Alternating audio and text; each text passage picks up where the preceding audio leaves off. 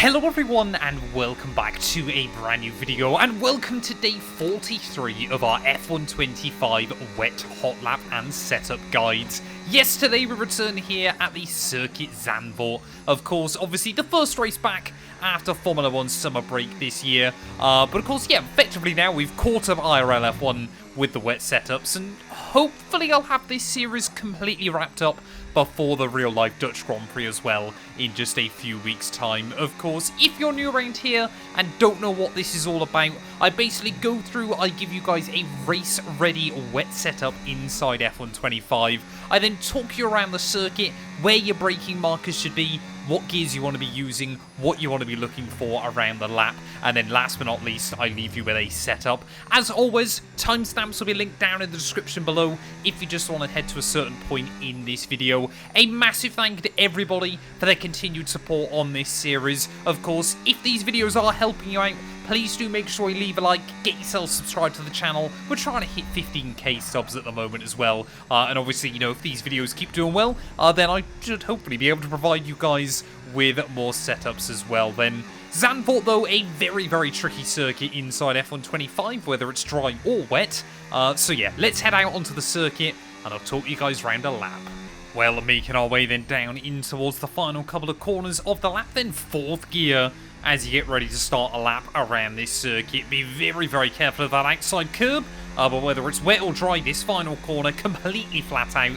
Get all the way up into 7th gear then. You want to keep the car over on the left-hand side of the circuit, all the way up to 8th by the time we get down in towards turn 1. Now, you want to brake about 75 metres out from the corner. I would say it just before this little patch of gravel on the outside of turn 1. It feels very, very late when you first attempt it, but is definitely the way to go. Bringing the car all the way down from 8th gear. You can go as low as 2nd gear. I would recommend leaving it in 3rd though, because it just makes getting the power down on the exit a little bit easier. Avoid the inside curb though, as you try and get the car straightened up nice and tidy on the exit. Back up through 4th and 5th gear, then maybe even 6th gear before as you make your way in towards turn 2. Nudge the brake again, just get the weight over the front of the car, down 2 gears as you make your way in. Really open up the track width through the first part, and then down 1 extra gear as we make our way into the cambered corner. Allow the car to run a little bit wide there, but make sure you get it nice and straight on the exit.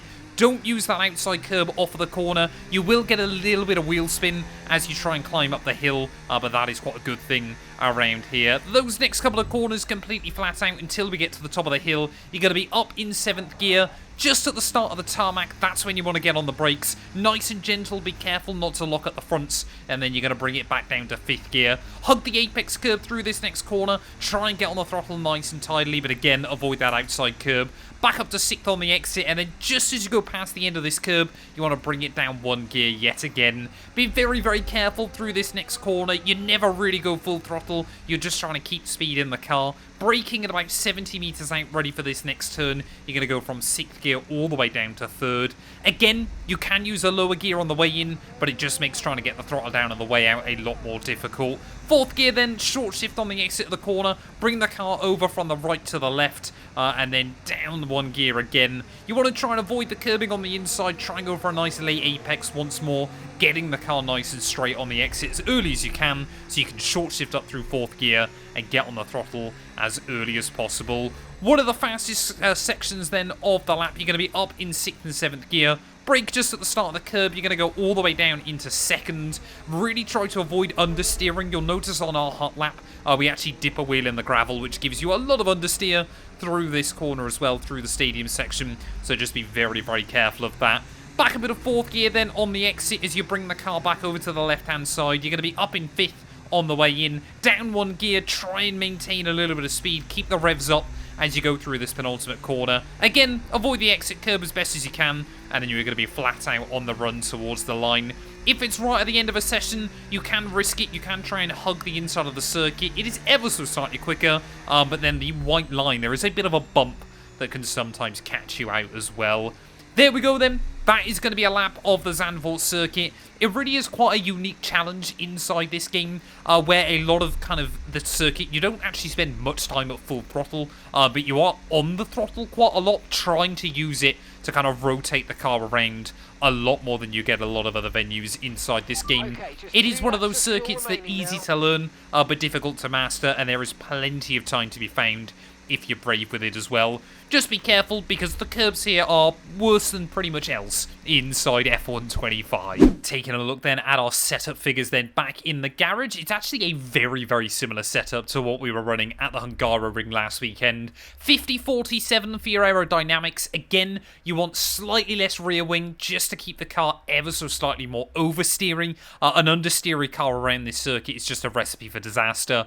But of course, again, if it's too oversteery, it's quite a high-speed venue.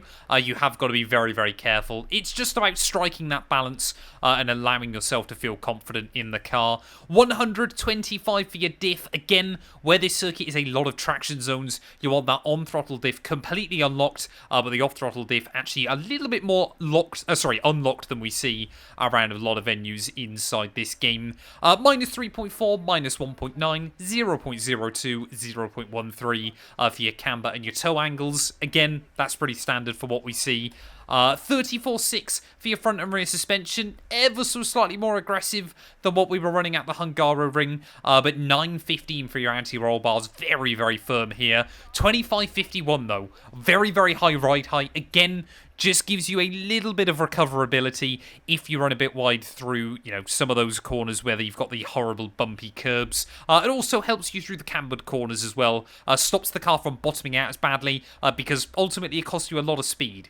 I know they did bring a patch to the game to help with this, but it does seem to affect the human player still quite a lot around tracks like this, especially when you're running in wet conditions.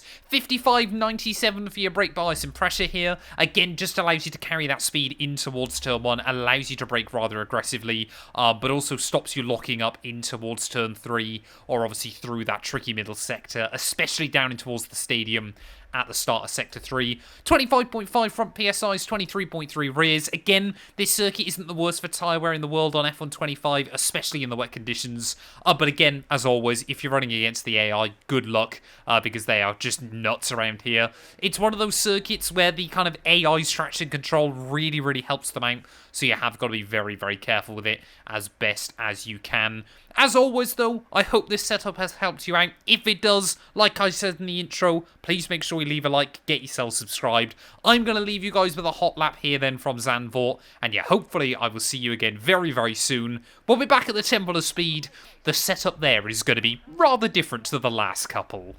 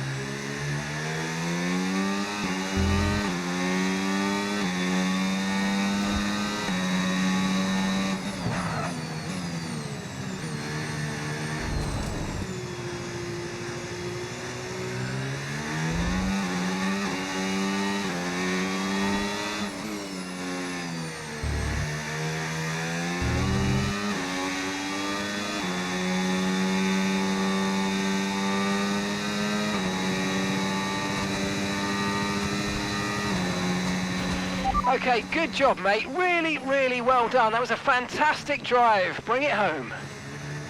Let's go. Nice one.